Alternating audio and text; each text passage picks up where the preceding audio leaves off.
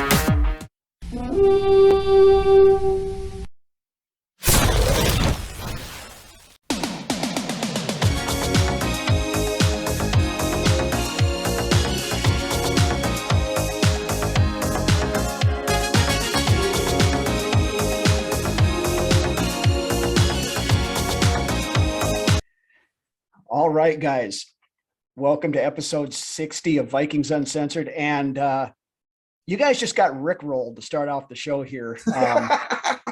Our former general manager, Rick Spielman, has taken to TikTok, and now he is a international dancing sensation as well, I guess. So figured you guys would get a kick out of that. So we threw it in here to start off the show, but interpretive dance. It's something. I don't know what that was.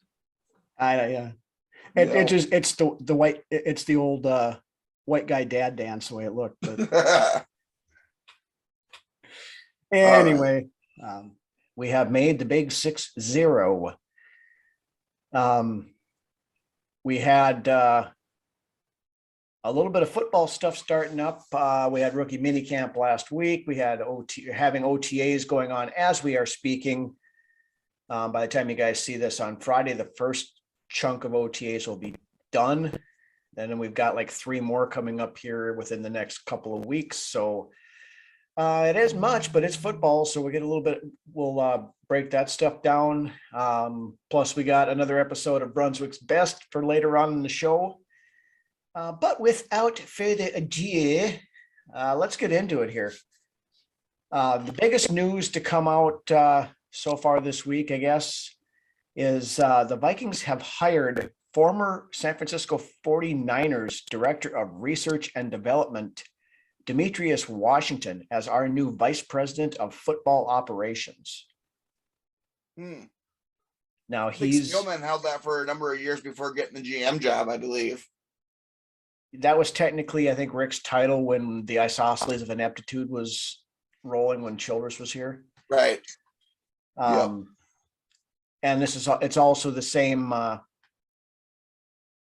type of a career path that Kwesi has followed, because he was in that R&D department in San Francisco with Mr. Washington, which is where the two got to know each other.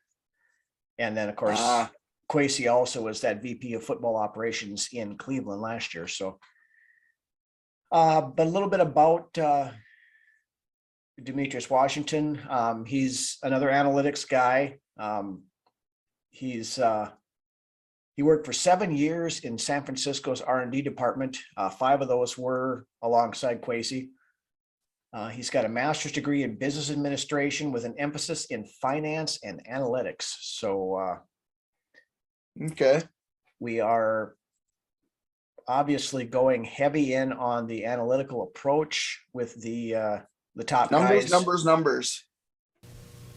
You just got your asses whipped by a bunch of goddamn nerds. Nerds! Well, if I was you, I'd do something about it. I would get up and redeem myself in the eyes of my father, my maker, and my coach. Well, let's get those nerds! Nerds! Nerds! What are we waiting for? Yeah, we still have Ryan Gregson in there as a kind of the older school mindset football guy that I think he's just considered a consultant, but he's still part of the team. So, but definitely going into the new age analytics and that way of thinking, anyway. So, then of course, over the weekend, last weekend, we held our annual rookie minicamp, where all rookies and some of the bottom end players were in, and some others came in to try out, one including former Green Bay Packers quarterback Brett Hundley, who He didn't last very long. who will not be signing with the Vikings, I guess, right? At least right now. I'd take him over Mannion, though, honestly. Yeah, I would too, but Hopefully mine can pan out. We don't have to worry about this. Will all be null and void. yeah, and we'll talk about that a little bit when we get into the OTA breakdown in a bit here. But we did sign one player that was in for the tryouts. Linebacker William Quinkeu is, I think, how you pronounce it. I'm not sure. How I butcher names sometimes, but at least I butcher the weird ones. Lance butchers like Smith. It doesn't matter what your name is. That's the Right. legit. But we did sign him after the rookie minicamp, and to create roster room, we released last year's rookie Tuff Borland, who was also a linebacker. Tough. Yeah, it was a tough choice. I mean, a lot of tough decisions have to be made, but in the end, it. He'll figure it out. Yep. Had to get a last couple of puns in on that one since he won't be with the team anymore. Then we'll move into the notes from the first of the organized team activities, which started Monday, Tuesday, and Wednesday.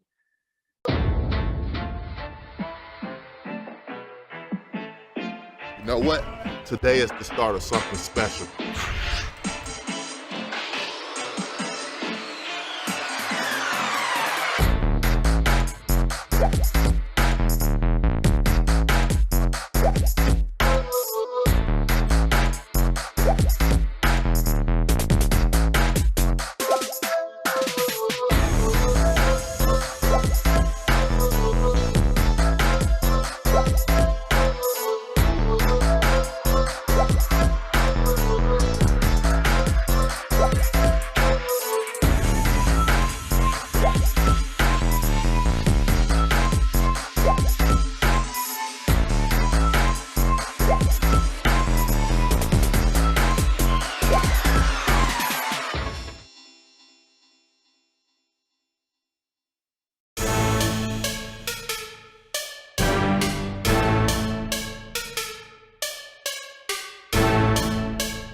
Another day to get better, baby.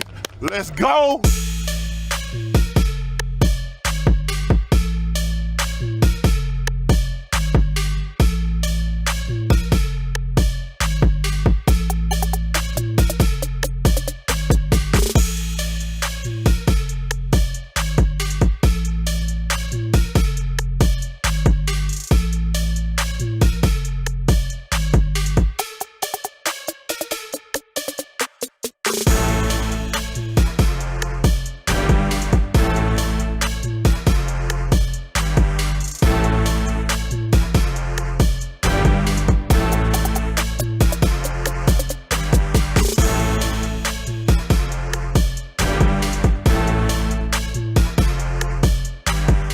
By all accounts, from several of the media members that were allowed in at camp on Tuesday, they had an open session where the media was allowed in. There is a completely different vibe around Egan this year than what there was last year. As our buddies Drew and Ted would say, the gloom has been lifted the way it seems right now.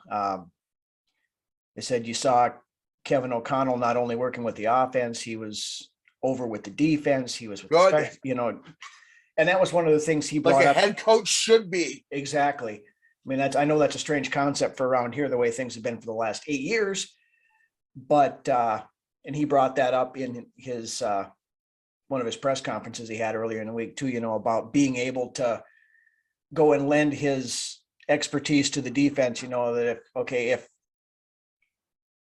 we line up and we see this front that you guys are showing, this is how we may react to it, kind of a thing. And sound like some pretty good information.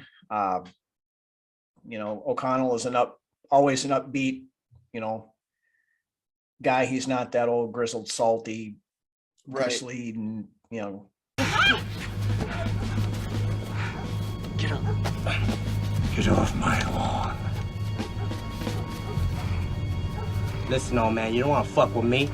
Did you hear me? I said get off my lawn now. Zim was a defensive coordinator that was a head coach. Yeah, he was. That's what it was at the end of the day. He wanted the title of head coach, but he didn't want to do anything but coach defense.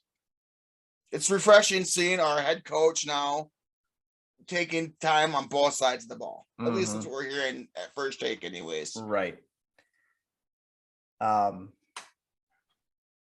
You know, that was some of the stuff that we've been asking for.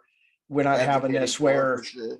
You know, I don't think we're going to hear stories of O'Connell having to take, you know, pry 45 minutes a week out of his schedule to go talk to Za'Darius Smith and Danielle Hunter, or you know, that kind of stuff. Like, seriously, guys, come on now. Yeah. I got Donatel in the other room here for this shit. Yeah, you go talk to him. I mean, I got to go play canasta with Kirk over in the break room right now. You know, then at our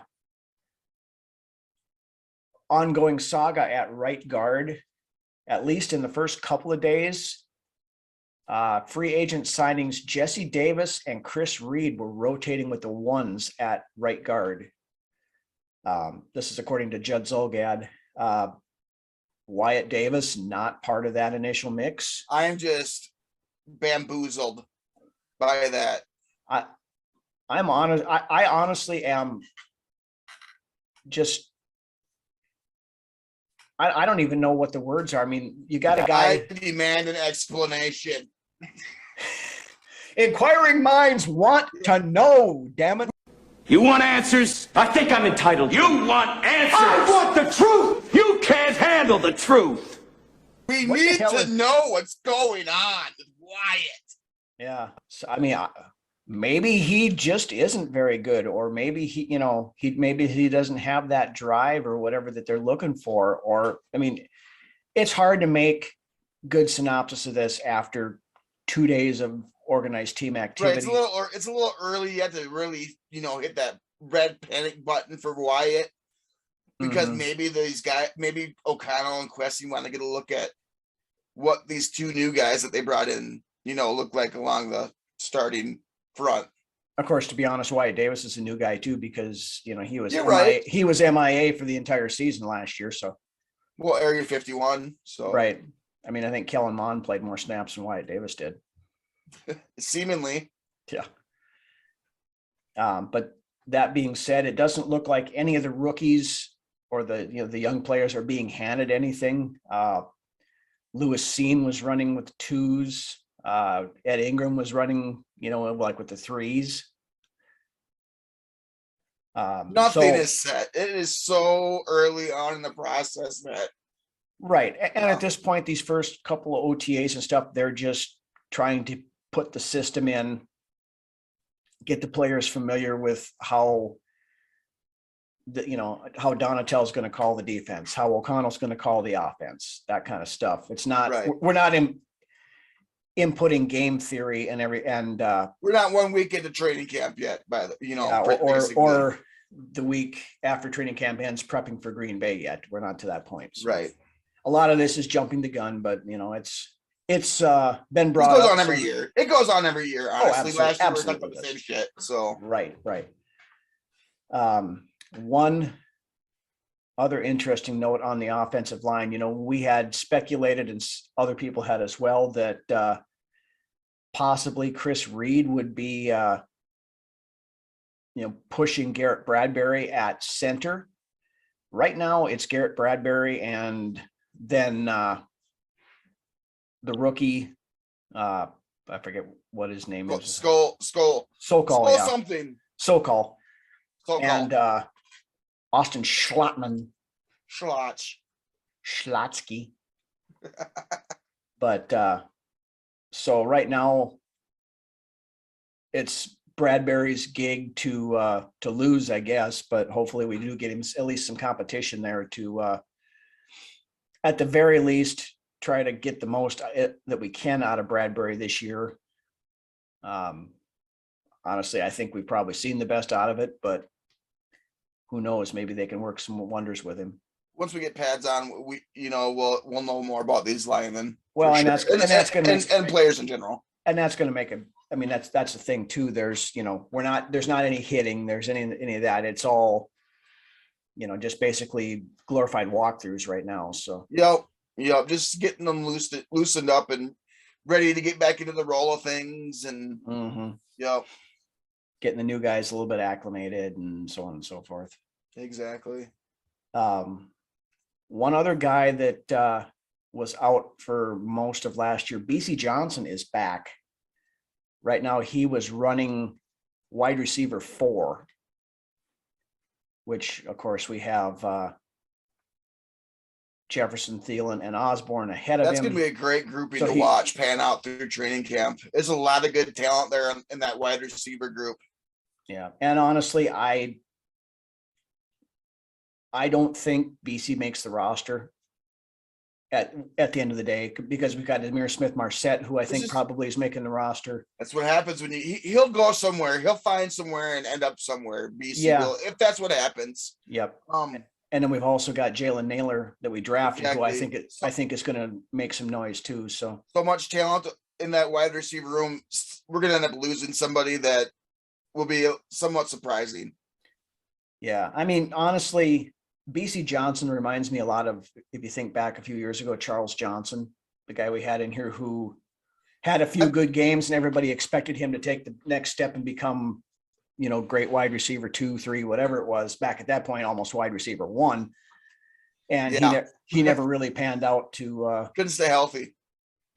And then when he did come back healthy, then he just, he flashed in the pan that one season for a little bit, and that was basically all he had. He bounced around a little bit, I think, after he left here, but never really made much out of it. So then I don't even think you could put BC on Charles Johnson's level quite yet. But I think as far as production goes, anyways, I think they're pretty similar players, to be honest myself. I mean, Charles Johnson, like I said, I think Charles got a bit more speed, but anyways, I mean, BC played decent a couple of years ago, when Thielen was hurt. Yep. So yeah. Anyways, whatever. We'll find out in a couple of months. Wide receiver 4. Yep, as of right now. Then another one of our injured guys, Irv Smith, was actually out running some routes and things like that. So he looks on track to be good to go. Yep. Better be. Yep. Our rookie cornerback that we just drafted this year, Andrew Booth Jr., was not participating in the rookie minicamp. He was there, but didn't he just have surgery, I believe? I think that he might have had something, but I know, the story came out, and that was part of the reason why he fell as far as he did. That he hasn't really been healthy his entire collegiate career. So I think they're taking it a little slow with him, letting him try to heal up a little bit. And, because I think they expect big things out of him once the season rolls around. So no need to push him now, give him a little bit of time to recuperate. Right. Why? I mean, let his mind do the work right now. Right. Then speaking of the rookies, Lewis Cine, Adamewu, Ty Chandler, Za'Darius Lowe, Jalen Naylor, and Nick Muse have all signed their contracts already. So fantastic. So we've got most of the guys in. Speaking on Cine, we have an error from last week. He is number 6. Yes. The team had put out a presser that said he was going to wear 16. And then during the rookie minicamp, he came out wearing 6. They asked him about it. He said, no, I want to wear 6. So number 6, he will be. Fantastic. Yep. Speaking of Cine, it sounds like he's already jumping into taking a bit of a leadership role with the team. He's Good. the more I see from this kid, the more impressed I am. He was talking about he had a press conference right after the rookie camp or during the rookie camp. And he was talking about, there's somebody asked him, about getting acclimated and stuff. And he's talking about, the key is going in, talking with everybody in the, all these people that he runs into and deals with on a daily basis, learning their names down to the people that working in the cafeteria that are feeding them and stuff, getting to know these people. So you can basically going in there and saying, yeah, I may be a player, but you guys are important as well. I think highly of everybody that's here. I mean, he just seems like a real, genuinely good dude. Good kid. Uh-huh. And I mean, and if we get him somebody that's, already starting to kind of take charge with the young guys and stuff, 2 days into it, I see nothing but good things coming from this kid from here on out. I mean, and he's doing it the right way. I mean, Mhm. he's not making it awkward. Yeah, he's not coming in here being some cocky SOB that's, right. my poop don't stink and I'm the greatest thing since canned beer and sliced bread type thing. But Exactly. Yep. He's doing it the right way. And by all accounts, it sounds like he has a really good head on his shoulders. So Mhm.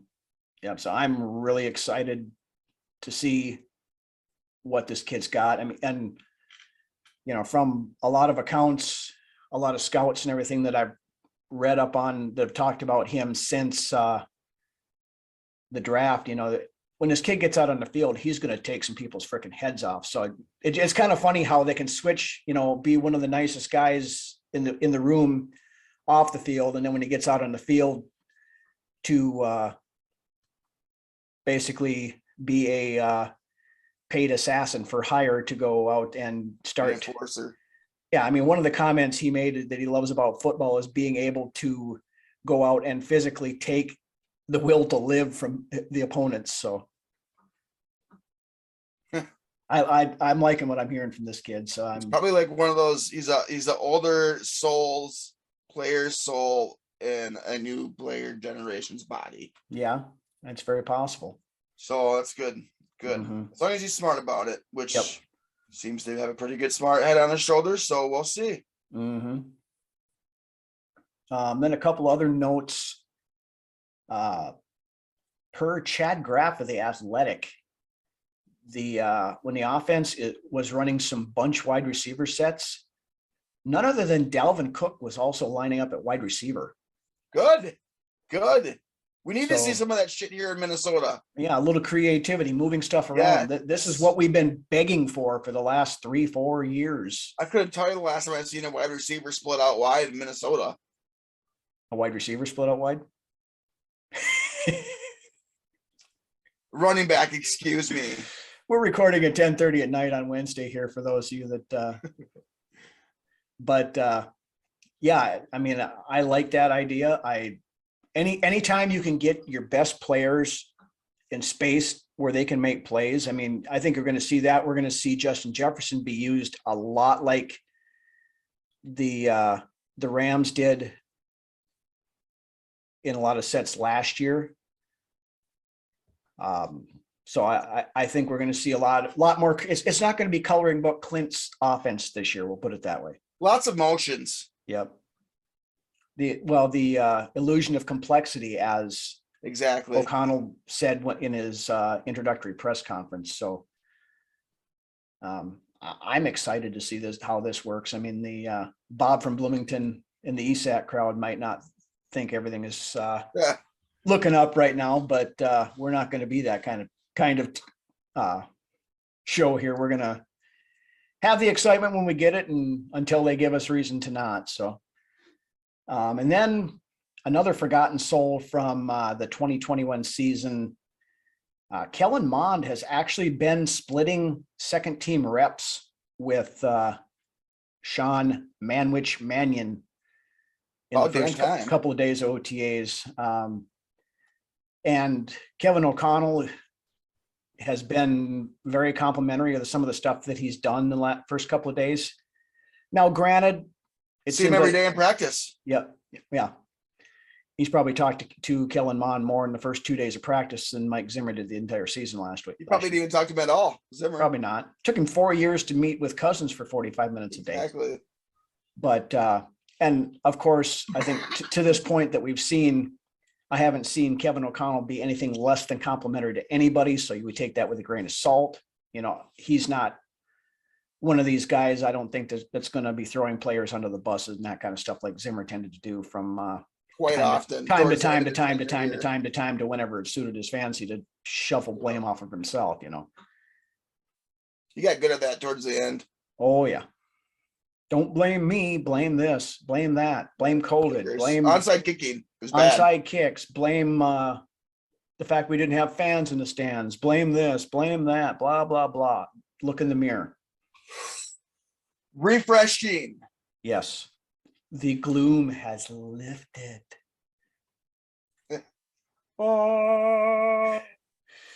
This place is clean.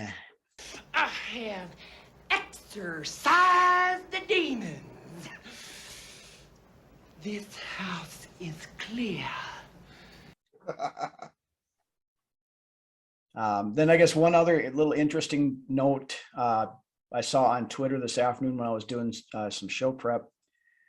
Dustin Baker had posted this, and I didn't go verify, but I want to just trying to think off the top of my head. It sounds right.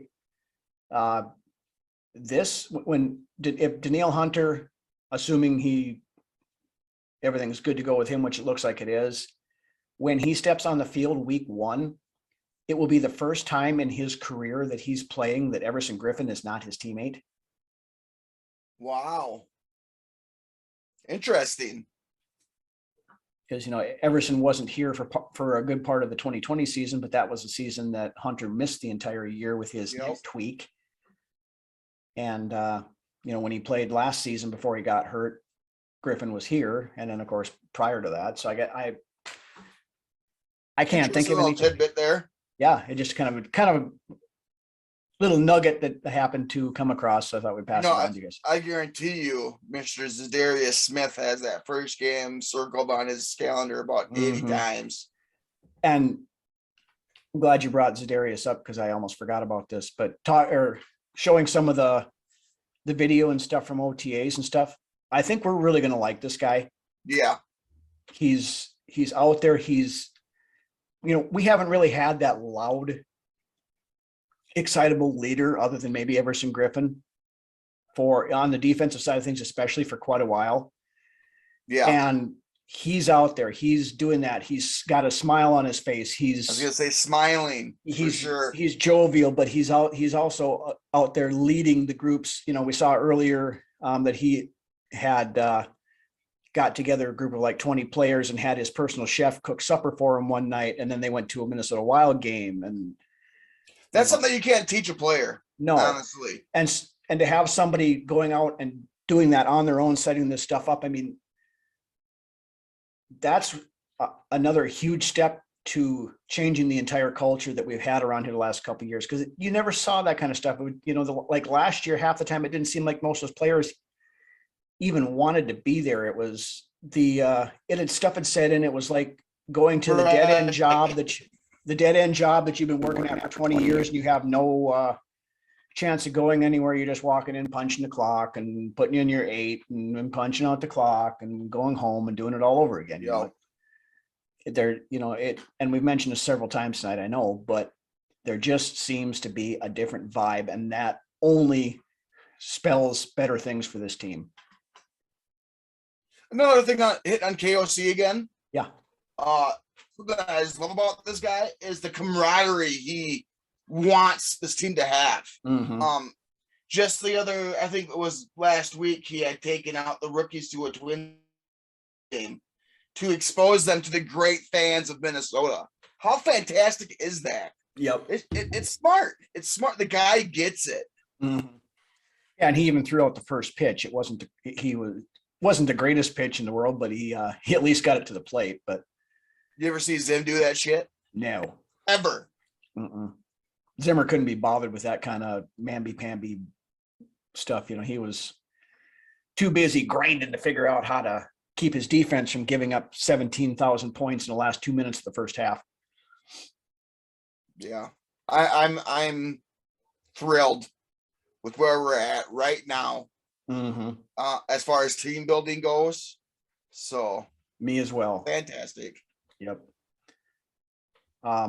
With that, that's about all of the news and updates we have to this point. I'm sure there'll be more by the time you guys see this coming out, Thursday, Friday type stuff. But with that, we are going to roll into another one of our classic beer commercials. So you guys head to the fridge, grab yourself a fresh cold one, crack it open, check this out, and we will be back in a minute. What's the dealio, little lady? My Kiki, she's stuck in the tree. Hold my stones. Hey, little Kiki. Easy, easy, easy. Atta girl. She'll be fine.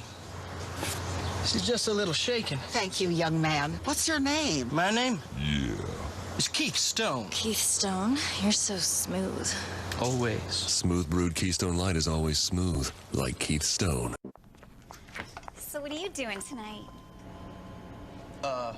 Nothing. Do you want to go to a party with me? Yeah. We could just go to my place before and hang out. Yeah, that sounds awesome. Hold on. Oh, I thought you were talking. You can't always be smooth, but your beer should be. With a specially lined can to seal in the taste, Keystone Light is always smooth, even when you're not. I'm really sorry about what just happened. Oh, that's cool. I feel embarrassed. Just a second. Oh, man. All right, we are back. And as we have been doing here for the last several weeks, we bring you into this week's edition of what we've come to call Brunswick's Best. This week, looking at the number 60. So who do you have for this, Mr. Brunswick? With this one, with the 60s, you're going to notice a lot of less players being mentioned because a lot of these guys are offensive linemen. Honestly, at the end of the day, you could probably throw about 10 of these guys into a top 10 list and you'd have a list there for you. But we're bringing in number 60 today. So we'll start out with the honorable mention. And with my honorable mention, I have Corey Withrow. Now, he didn't do a lot here. He was brought in as an undrafted free agent back in '99. He did start 17 games across his career, playing for 4 different teams, mostly as a career backup at center. Mm-hmm. One of those guys, just one of the guys that got a chance and took what he could with it. So anyways, going on to my list of one. It's like we're like it's the army of one here. Right. So like I mentioned, most of these 60s, you would think of offensive linemen. Well, surprisingly, this number 60 played on the defensive side of the ball. And who that is would be the one and only Roy Winston. Roy Winston came to the Vikings in 1962 after being selected in the 4th round of that year's draft out of LSU. Winston played on both sides of the ball for LSU, but became an integral part of Minnesota's defense in very short order. He became a starter at linebacker in 63 and was a starter at the position until 1975. He started 158 of 184 regular season games over that stretch. Though he obviously made a number of huge plays during his time with the Vikings, there was one hit in particular that stands out and most people remember him for. And it came in a 1972 contest against the Miami Dolphins. Running back, the great running back, Larry Zonka, had gone out to catch a pass, and Winston came in and just smacked him. Winston had hit Zonka so hard that Larry Zonka literally had to crawl off the field. And this is like one of the strongest men. Yeah, taking down Larry Zonka was no small task. Right. After that game, Larry Zonka told reporters that he thought Winston had broken his back with that hit. Strangely, after that, Zonka and Winston remained close friends. So much so that when Zonka was inducted into the Hall of Fame, he invited Winston and his family to attend. Winston is one of the few players that played in all of Minnesota's Super Bowls. And was named one of the 50 greatest Vikings of all time. Winston spent his entire NFL career with the purple and gold Vikings, and nobody that has worn the number 60 since he has hung it up in 1976 has made quite the impact that he did. And with that, Winston, you wore number 60, but today you are number 1, my friend. Yeah, there really wasn't much question of who the number 1 was going to be this week. I mean, there's one. Honestly, off the top of my head, I can't even think of it. Anybody else? Exactly. You know, I do remember Corey Withrow, but of course, Roy Winston is the guy. 100 times the player Corey Withrow was. No disrespect, Corey. Right. If you're out there watching. Because we know he's a regular viewer of the show. Right. And if you are, Corey, we'd love to hear from you. So drop us a line. We'll bring you on the show. Right. Anyway, moving on. Right. That's really all we've got this week. We kind of knew it was going to be a little bit of an abbreviated episode. Again, we've kind of reached that lull where we're just getting a little bit of tidbits here and there out of our OTAs. Little sprinkles and chunks of little cheeses. Yes, we're just putting the sprinkles over the top. Right. Sprinkles are for winners. Okay. Let's go get you an ice cream cone, champ. The sprinkles? Sprinkles are for winners. I understand. And hopefully that's what it will be this year. But anyway, with that, want to thank everybody for watching. Thank you guys for taking part in the live chat again down below during the premiere. We always enjoy interacting with the regulars and the new people that come in. Absolutely. And if you are one of those new people who are just finding us now, or somebody who has been watching for a while and hasn't taken that plunge yet, make sure you hit that red subscribe button down there below. That helps us out a ton. We're getting very, very close to 300 subscribers. We would love to make that goal here in the next, as soon as possible, I guess. Right. But definitely subscribe. Right. Definitely before, or, we want to be well into the 300s by the time training camp rolls around. So fantastic. If you aren't subscribed, please do so. Tell your friends, tell your friends, tell your grandma, tell whoever that likes the Vikings to come check us out. Again, if you're out on the road, check us out on the audio podcast. It's available on all your standard audio podcast channels. Again, thank you everybody for watching, for sticking with us for 60 episodes now. We're working on a bunch of stuff coming up. The best is yet to come with this show. We do it for you guys. We want to make it better. So if you have any ideas for things you want us to talk about, or segments you want us to see do, especially during the summer months here when we're a little short on football stuff, drop us a comment. You can message us on our Facebook page, or you can put it down in the comment section under the videos, that sort of stuff. But with that, why don't you take us out of here, Lance? So this is what 60 feels like. I feel like 60 most days lately. It seems like. Man, we're getting things started here, slowly rolling in. Like we said, bits and pieces here. We're getting little treats. Man, I'm getting excited.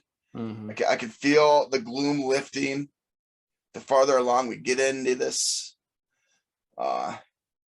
With that being said, y'all stay safe this weekend. Have fun. Enjoy yourselves. We'll see you next week. Skol. Have a good weekend, guys.